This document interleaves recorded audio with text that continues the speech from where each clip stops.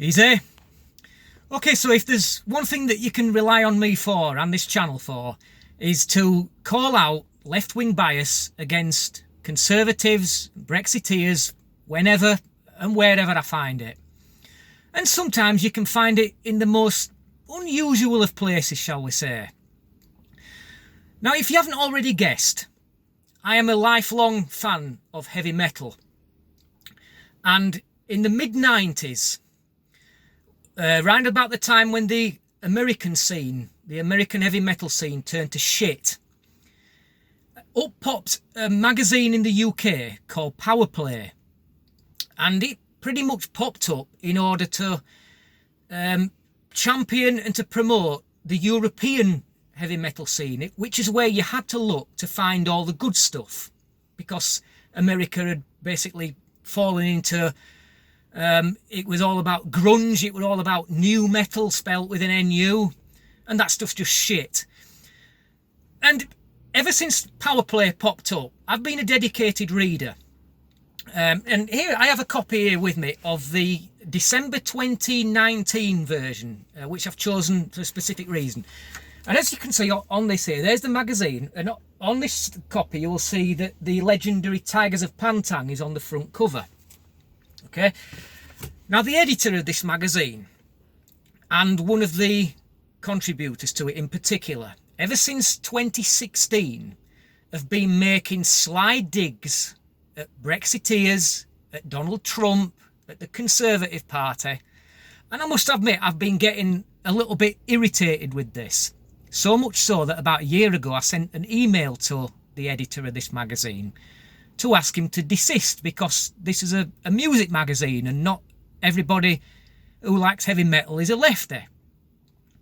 Well, it would seem like my request has gone unheard, because in this particular version of this magazine is when you turn into a couple of pages in, you will get an editorial page and you will see a photograph of the editor. And there he is, look, there's our trusted editor there. And there's his editorial column. Now, I've directed to the bottom paragraph, and I'm going to read a part of this bottom paragraph for you. And you tell me if you think that this fits in a music magazine. But bearing in mind, this is December 2019.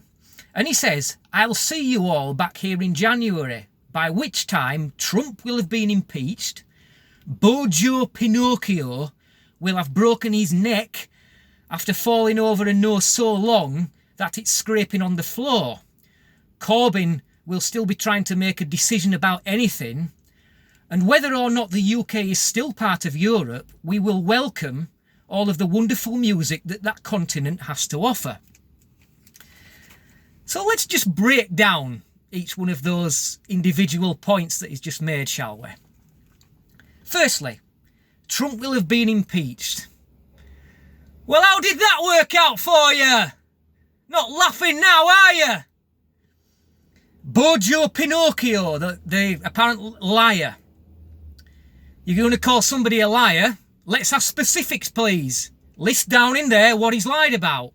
Now, I don't think so far he's lied about much. He's in danger of lying, because he said that he wouldn't put fuel tax up. And there's a chance now that might happen, in which case that will be a lie.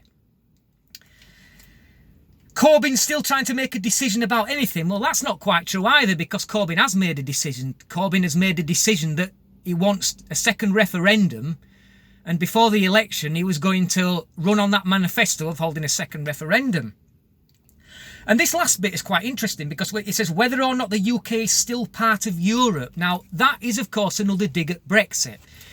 But he's missing the point completely here with that, because he's making the same mistake as many Remainers make, and that is that Brexit was something against the European people. It was an expression of rejection of the European people. That's bullshit.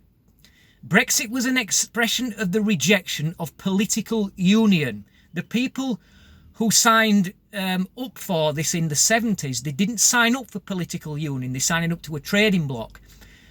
Now, I, for one, I love Europe. Without Europe, the music scene that I listen to would be non-existent, and that would be end of life as I know it for me. That would be like cutting off my oxygen supply. So, and not in any way have I got any distaste towards the European countries, but what I have against is political union that we didn't want, we didn't vote for, and the majority of the British people have rejected it. So tell me, do you think that that's appropriate for a music magazine to be putting that stuff in? Because I don't, okay?